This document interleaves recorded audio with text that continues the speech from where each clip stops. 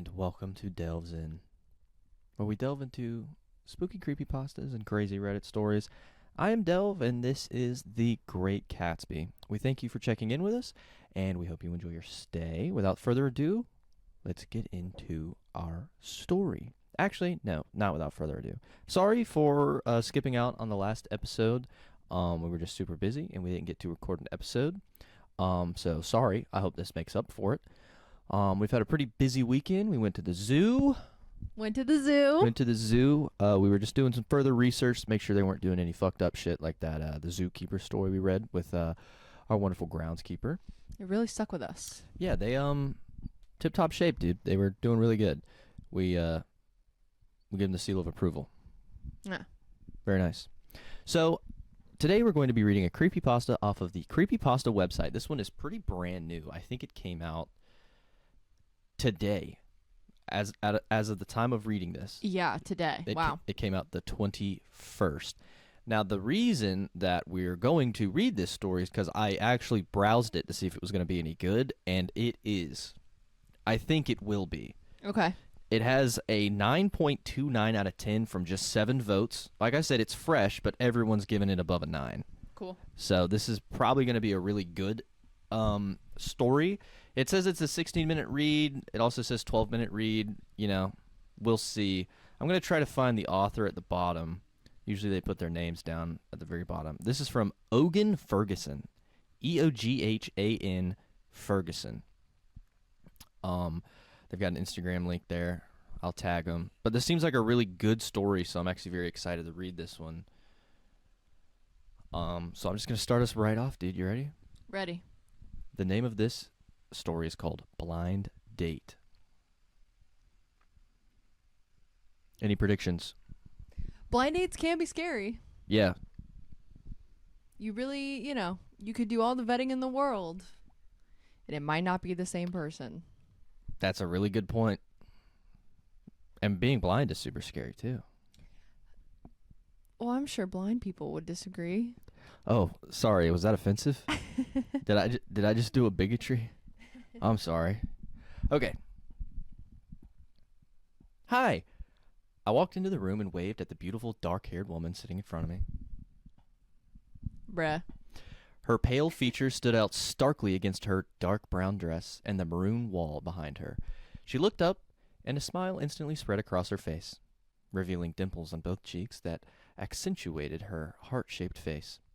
A faint waft of pine-scented air filled the room as I approached her. Love pine. Dude. Such a good scent. Big fan of pine. S-tier scent. I'm getting Twin Peaks vibes from this. I don't know why. At the hotel, you know? True. I'd seen plenty of beautiful faces, but there was something different about her. The first time I noticed her, sitting alone by the window, strands of her hair falling in delicate curls over her shoulders, I could already tell she was special. Not just because of her breathtaking beauty. There was something else. As I held my gaze, struck by the aura of mystery surrounding her, I found myself longing to talk to her. I don't really like how this is describing this woman. Okay. What are you picking up on here? She's pale. Yeah? Dark hair. Yeah? Curls. Yeah? Was it describing you? Is that what you're worried about? I wrote this story, actually. I'm Eoghan. I'm Eoghan. It's just a little too... It's hitting close to home? A little. Okay. I mean, I hope she lives. We'll find out. We'll see. I just whenever we read stories, I want to picture something in my brain. And I'm just picturing myself. You're just picturing you? Okay, good. We'll see where this goes. Here, read her. Hi. Her voice was deep for a woman her age. Hi. Dude, good correction. She was probably in her mid-20s. Her hazel eyes sparkled with the reflection of the setting sun on the window pane. She squinted at me, and I found it hard to read her emotions. Dude, honestly, I describe you like this. Yeah, you do. I can't not picture you now that they said hazel eyes. Nice to meet you, I said, reaching out to shake her hand. This is a beautiful house. Thanks for inviting me. I'm sorry. I don't shake hands with someone I've only just met. Is that deep enough? Maybe not too deep, actually. It's this silly superstition, really. I know it sounds weird. I come from a small town and we don't shake hands with the opposite sex. She explained, her red lips curving into a mysterious smile as her eyes held mine. It's all right. My family had its own weird habits and traditions, too, I replied, smiling back. Everyone believed in dozens of myths and taboos.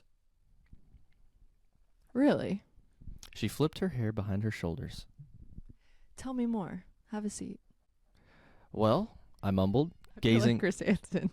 Have a seat. Why don't you have a seat right over there? Well, I mumbled, gazing out the window. Again, the same sweet pine scent drifted faintly through the air, making me feel a little lightheaded as I sat down. My mother used to remind us to stamp our left foot 3 times before entering the house, so evil spirits wouldn't follow us inside. My mother told me that too.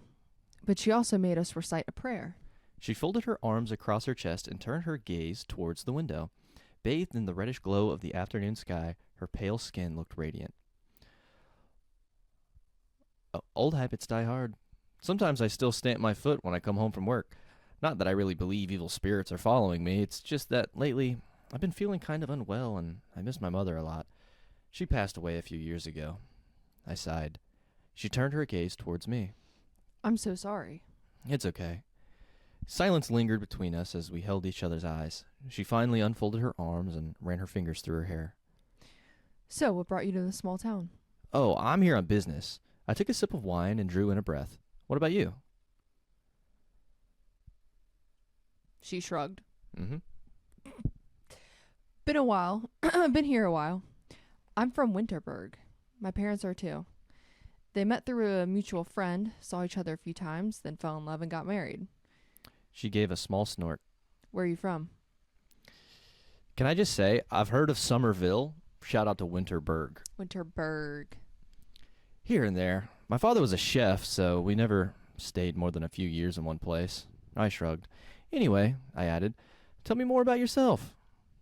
What do you want to know? Your hobbies? She rolled her eyes and laughed. Why don't you tell me more about you? You're the one who came up to me while I was sitting just minding my own business here.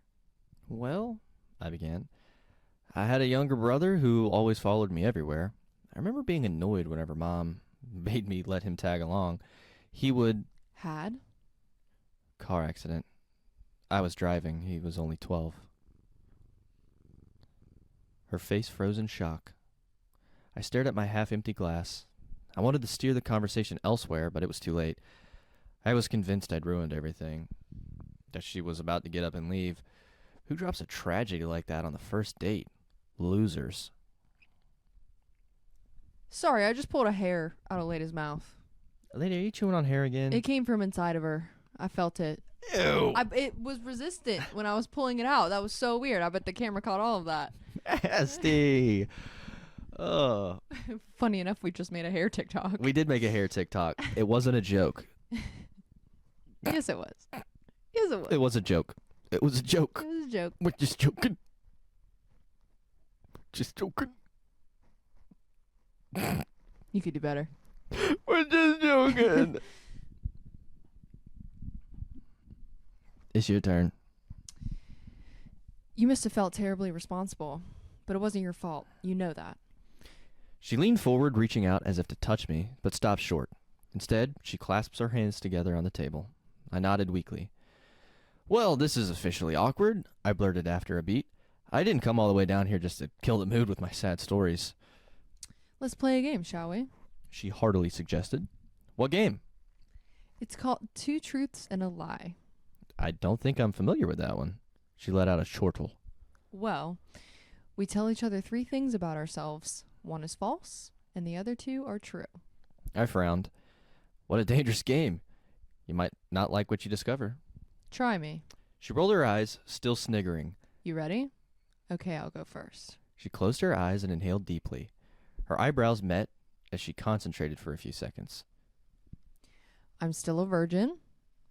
I have an inclination to fall for men who treat me horribly.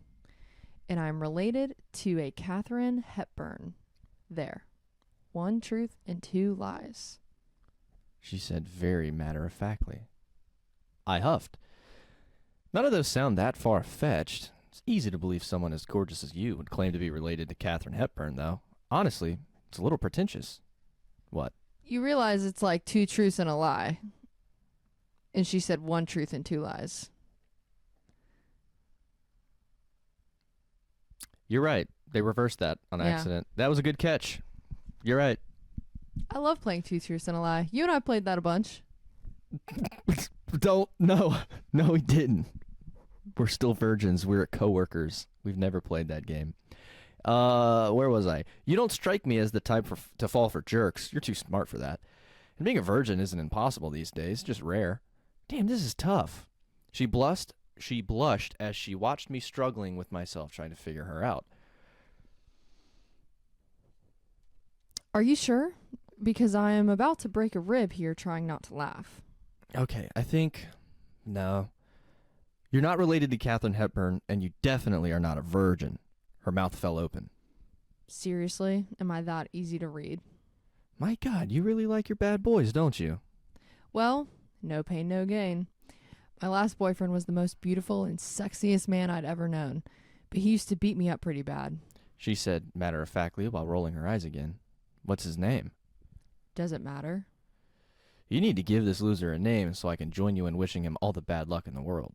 She laughed, looking amused. Well, oh God. It feels like I guess I just don't enjoy dreading up the bad memories. I raised an eyebrow. Your turn. She said hastily. Okay. I closed my eyes for a moment, trying to concentrate. I'm 1/4 Asian. I once made out with Madonna backstage when I was 19, and I'm an exorcist. Who? Who what? You made out with who? I grinned. Wow, not exactly the type to keep up the pop culture, huh? Or are you just saying I look way too unlucky to have pulled that off? She shook her head, laughing. Those are the most ridiculous things I've ever heard.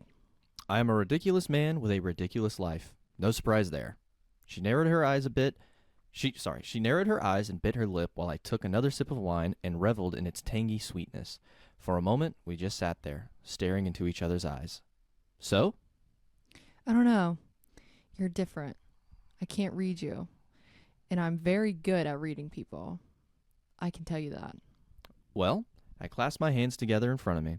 I took a DNA test a few years ago and found out I am 97% Norwegian and 3% Irish or Scottish. I'm just as white as one can be. You know what's actually insane? So am I. This story has described you physically pretty well, and now this dude's saying how he's Norwegian and Scottish. That's eerie. What are you? Norwegian. You're Norwegian too. Yeah, I'm Norwegian. I'm like, I think 70% Norwegian and 30% Scottish. All right. Yeah. Well, interesting. People actually do that? She looked amazed. The only concert I ever went to as a teenager was Metallica. This is not good. This is really not good. Chad, I don't know if you can tell, but I have 2 Metallica records above me and a Megadeth record, and I play guitar because I listen to a shit ton of Metallica. That's crazy. Wow, this is getting scary. Let me read that again. The only concert I ever went to as a teenager was Metallica, and I didn't make out with any of them backstage, I went on. She started laughing heartily, but then realization dawned in her eyes. Wait. Sorry. Wait. So that means... Her voice trailed off as her brows met. Yes. Are you really? I nodded and smiled weakly. Is that really a thing, being an exorcist? Pays all my bills, so no complaints here. No kidding. You're not a serial killer on the loose or something, are you? I let out a cackle. Are you in town on a demon-expelling mission or something then? Yes and no. She threw me a quizzical look. Yes, I am here for work, but I'm not exorcising any demons. What, a poltergeist then? The corners of her lips twitched a little as she avoided my eyes and smiled. More like a restless spirit, honestly. Well, yeah. She shrugged. I could never have guessed that. Can I ask you something? What? Do you want to know if my house is haunted too? I think this sentence is funny. Can I ask you something? I asked. Well, no. I know for a fact your house is not haunted. I mean, it is. At least not in a way you would think. Let's just say it's haunted by memories. What do you mean? When was the last time you went home, Angela? Whoa. Not the name drop. She looked me dead in the eye for a while. Something had changed in her, I noticed. She now looked even paler than before. Long tendrils of shadows were dancing on her face. Do you even know where you are? I pressed on. She looked around frantically and frowned as if trying to convince herself that she was in a familiar place. When was the last time you spoke with your sister? My sister, Wait a minute. Who are you? This isn't your house. Excuse me? I'm not here to hurt you, Angela. I'm here to help. You have to trust me. I didn't tell you my name. No, you didn't. Who are you? Doesn't matter. Who the fuck are you? You already know that. I just told you. Nonsense. What do you want from me? Nothing. I just want to help. I don't need your help, you freak. But you do. This was it. The hardest part of my job. Does the name Jonathan Loudring ring any bells? She frowned and blinked rapidly, looking seemingly torn between hurling more insults at me or clawing my eyes out at the mention of the name. No. You knew him simply as Joe. That's what everybody used to call him. He had quite the reputation. Tall, devilishly handsome, dark, wealthy Hispanic. The kind of erotic charm that would make the loneliest of us get off to the good memories of old fucks. You get the gist. I don't. She began hesitantly, but I pressed on. You met him when you had only started working as an apprentice for a local newspaper in Redwick many years ago. Your ex, the dude whose name you can't remember, the one who used to beat you up. Yeah, that's Joe. I don't understand. You thought he was a wonderful guy. They all did. But if they were smart enough to get out of it before it's too late. Wait, they all did. But they were smart enough to get out of it before it's too late. But you, Angela, you were something else. You were too infatuated with him, in him. You found false reassurance that you had finally stumbled upon the life that was right for you. You and him against the world. You kept telling yourself that there was nothing wrong with what you both had. There was nothing wrong with him and what he was doing to you. That it's you who needed to be fixed. So you tried to be perfect for him, but you never were. And deep down you knew you would never be. Still, you held on to the illusion that you could allow yourself the luxury of pretending everything was going to be all right in the end, that he would change. Sorry to rain on your parade, but he never did. If anything, he got worse. I took another sip of wine with my eyes closed for a moment to let my words sink in. I wasn't finished. Not yet. One night, you caught him with another woman in your bed, and the illusion started to fall apart. You had already dreaded having to confront it one day, and it finally happened. He had pushed you over the edge many times before, but that night, something in you finally broke apart. Regrets always come too late, they say. Your father had always wanted you to have a different life, which was why he sent you away to live with his sister in the city.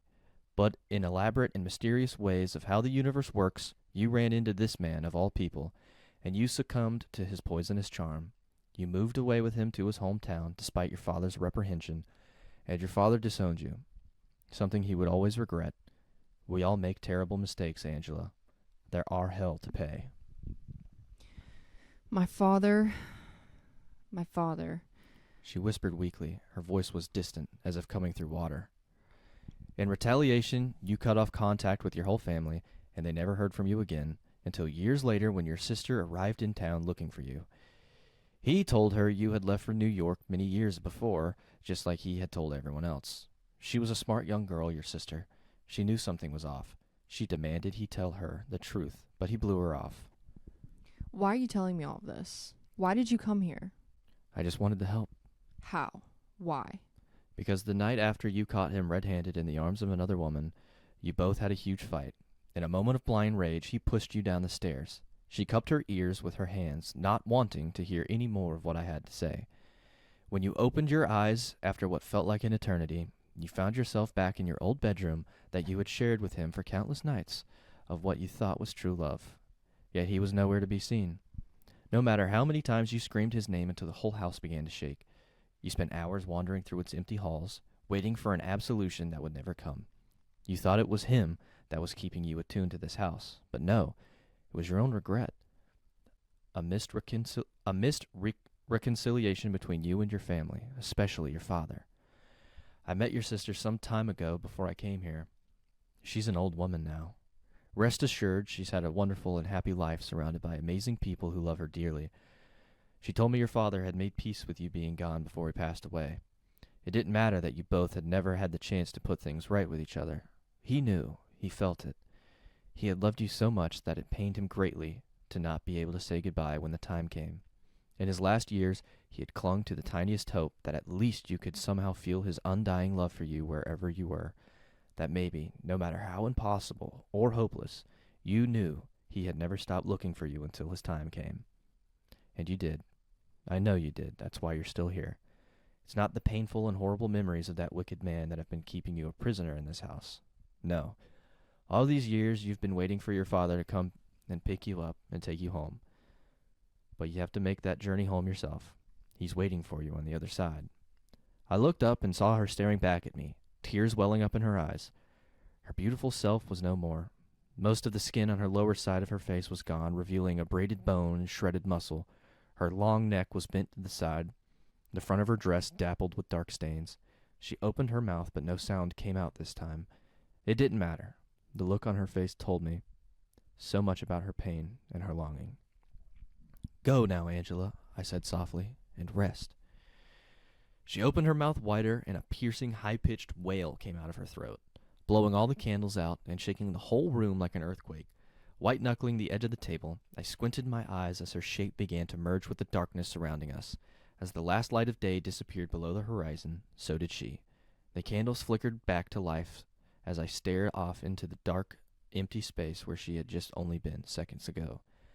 I heard the door behind me creak open slowly. "Mr. Holson?" said a trembling voice. "Is everything okay? I thought I heard something." "Yes, everything's fine. She's gone now." A tinge of melancholy suddenly clutched at my chest as I said it, but I quickly heaved it off.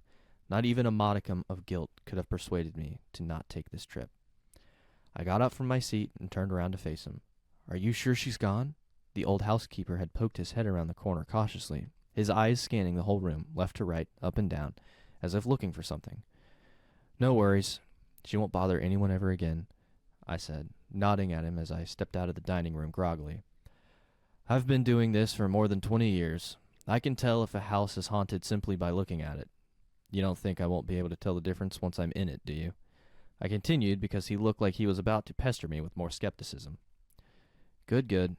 He beamed down at me as he sauntered into the room in his usual wobbly old man strides and flicked all the lights back on. "Are you okay, sir? You seem a little unwell. Would you like a cup of tea?" he offered. I paused for a moment, considering. "No, thank you. I need some rest for now." I gave him a weak smile. "Don't forget to close the door after you've done and leave it undisturbed with all the lights on for the whole night. And here," I handed him a bundle of dried sage leaves. "Let it burn for a while before you blow the flames out. Waft it around the house 3 times for good measure. We don't want any residual hauntings to linger around. And then you're good to go. Haven't you talked with a certain gentleman from Oakmere who's interested? Your master told me?" "Ah, yes. They'll come over this Friday. Now let me walk you to the door, good sir." I stepped out into the spacious front yard, looked up at the starry night, and inhaled the sweet summer night air deeply. I rummaged through my pocket for a pack of cigarettes. It was a beautiful night. I began walking slowly down the tree-lined driveway towards the front gate where my car was parked, smoking my cigarette in quick inhalations. I felt so drained and exhausted, which was to be expected, really. I needed to get back to my motel as soon as possible and sleep it off. I stepped into the car and felt my phone vibrating slightly in my pocket as I got behind the wheel. I took it out begrudgingly, feeling slightly annoyed at the possibility of another long and sleepless night. "Hello?" "Good evening," said a deep voice on the other end. "Oh, I thought Henry just called. Thanks a lot. He said you did an amazing job tonight." I'm here to help," I said, my voice a pitch higher than usual. "You have no idea. I wish somebody had told me about you much earlier. I'm forever grateful to you. I'll ask my assistant to transfer the rest of the payment tomorrow, the bonus we talked about included. You're giving me more than I asked for. That's a hell of a lot of money, but I can't complain. It's nothing. Again, thank you very much. Enjoy your time while you're still in town. Good night, Mr. Holson." "Good night, Mr. Loudering." I pocketed my phone, flicked the still-lit cigarette out the window, and drove into the night. The end. I liked that. You know what? It was a nice little flip. Nice little gotcha. Yeah, that was a good twist. I didn't like the second twist. What was the second twist? Good night, Mr. Loudrine. That's the abusive ex-boyfriend who pushed her down the stairs and killed her to begin with. Yeah, he's grown up and paid him to go exercise his ex-girlfriend. Dang, okay. I completely missed that. Yeah, I figured once she was gone, but the story kept going. I was like, oh, I knew where that was going. I was like, yep. And then we're going to get to the end, and it's going to be the ex-boyfriend like, hey, thanks for getting rid of that old bitch. Yeah. I figured that's exactly where that was going, which I didn't like. I thought that the story should have ended when she gets exercised. Yeah, I feel that. Yeah. I feel like it carried on further than it needed to. Sure. All for what I would consider a pretty cliche and not as good. Yeah. Of a twist. It's a harder punch when you just have that twist and then it ends. Not carrying on, and it's like bonus twist. And I didn't like it. But incredibly well written. I really liked the premise, the idea of like a blind date, but it's low-key an exorcism. Yeah. I think that's a pretty neat idea. Yeah. I almost wish that it had played with the first date idea more, you know? Sure. Like really get into them like more meat before the twist. Yeah, because really all you hear is like, oh, here's my sad story. And then she's like, oh, here's my sad story. And then he's like, I'm an exorcist. I think it reveals itself too soon. Yeah, I feel that. If you carried on like the awkward first dateness more, and then almost to a point where the audience is like, when does this get scary? This just seems like an awkward, cringy first encounter. Yeah. And then you hit him with like the, by the way, and he starts, doing it or whatever. I think that would have been better. I also don't like that he almost over-explains a lot.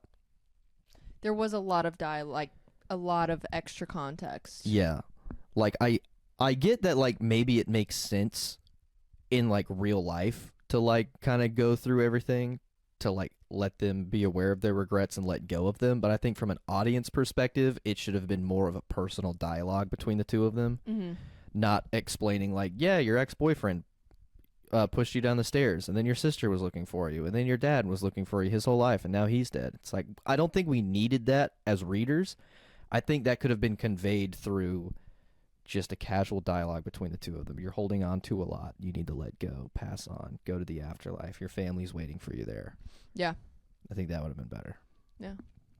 Not bad, though. No, really good. I don't think I would give it a 9. I'd give it like a 7. I would give it I'd give it a 7. 0.5 maybe.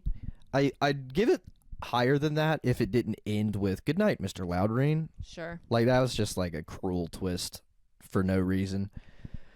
But yeah, I mean, 7.5, 8. It was well written. I really love the descriptors that it uses in here. Like the first, I'd say 8 paragraphs of like describing her in the setting was just Great. Gold. Yeah. I mean, that's the best part of the story. It was so good. And obviously, I had skimmed the story already, so I kind of knew what the twist was halfway anyway, but I did like the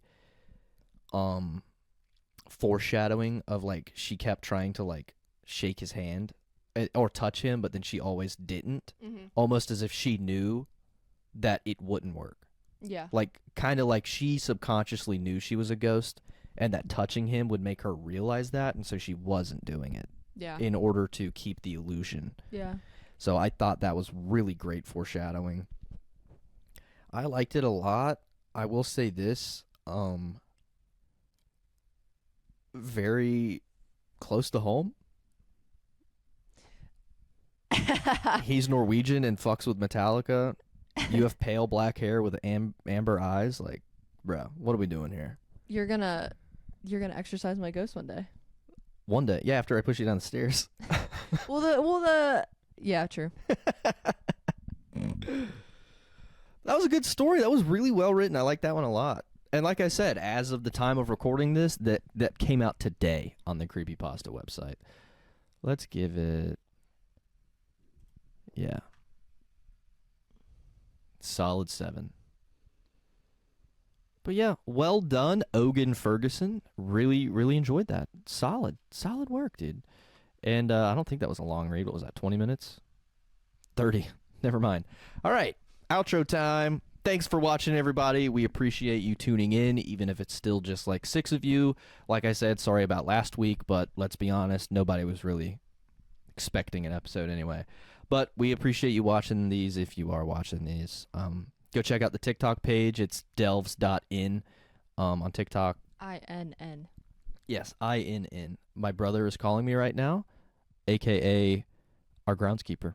So, goodbye, everybody. Goodbye.